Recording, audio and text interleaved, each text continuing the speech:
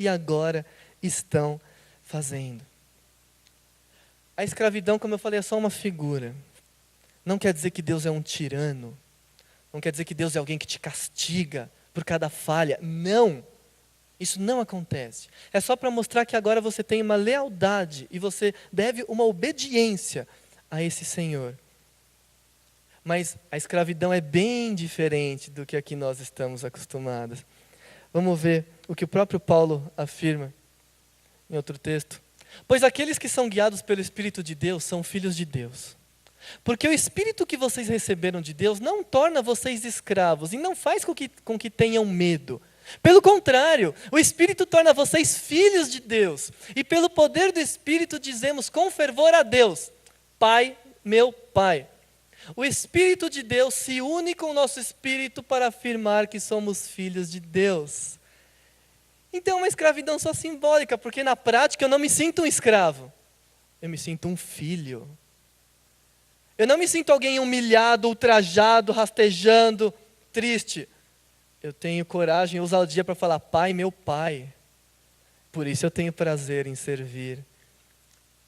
Essa é a diferença da escravidão de Deus e a do pecado. Deus não é um tirano. Deus é o Pai que ama o Filho. Deus quer você com Ele, servindo, mas porque Ele te ama, não porque Ele quer te humilhar. Então a escravidão é uma oportunidade, a liberdade é uma oportunidade para servir a Deus. Outro aspecto, 3. A liberdade é poder escolher com sabedoria o que servir. Então agora nós temos a opção, nós somos libertos do pecado. E já sabemos o que servir e sabemos as consequências de cada tipo de servidão. Então também aqui fica bem claro quais são as consequências nesse texto. Vamos ver o que Paulo coloca? Vamos lá. Então existem essas duas escravidões. Escravos do pecado e escravos de Deus.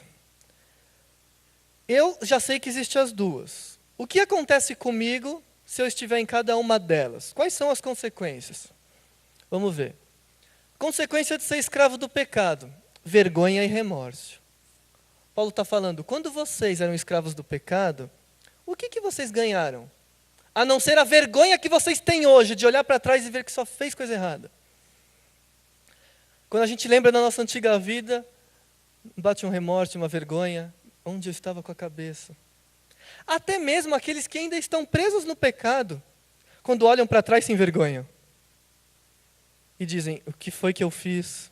O que foi que eu fiz da minha vida? Mesmo sem serem libertos, já olham para trás e sentem vergonha, quanto mais o cristão. Então a pessoa que ainda está entregue para a escravidão do pecado, ela só colhe isso. Vergonha, remorso, coisas que fizeram e agora se arrependem. Quantas coisas nós nos arrependemos de ter feito. Mas o cristão que volta, que quer voltar para essa escravidão, vai continuar colhendo coisas vergonhosas. E vai continuar vivendo com remorso. Esse é o fruto de viver no pecado. Agora, ser escravos de Deus, nós colhemos o quê? A santidade. No versículo 22 nós lemos: mas agora vocês foram libertos do pecado e são escravos de Deus. Com isso vocês ganham uma vida completamente dedicada a Ele. Na versão antiga, na original, uma vida em santidade. Uma vida diferente. Olha como é bem diferente os dois tipos de escravidão. Num eu tenho vergonha, no outro eu tenho orgulho de viver em santidade. Um eu me escondo da minha antiga vida, eu quero apagar. No outro eu tenho certeza de que eu fiz a vontade de Deus, eu me dedico por completo, é isso que eu colho. Qual é o melhor? Ao que nós vamos nos dedicar agora que nós somos livres? E em decorrência disso, o que acontece? Escravidão do pecado leva à morte.